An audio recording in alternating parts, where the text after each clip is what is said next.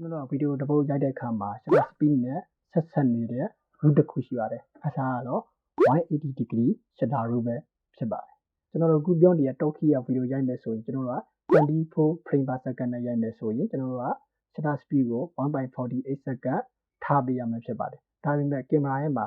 1.48 second မရှိရတော့ 1.50 second ထားပေးရမှာဖြစ်ပါတယ်။30 frame per second နဲ့ရိုက်မယ်ဆိုရင် 1.60 second ထားပေးရမှာဖြစ်ပါတယ်။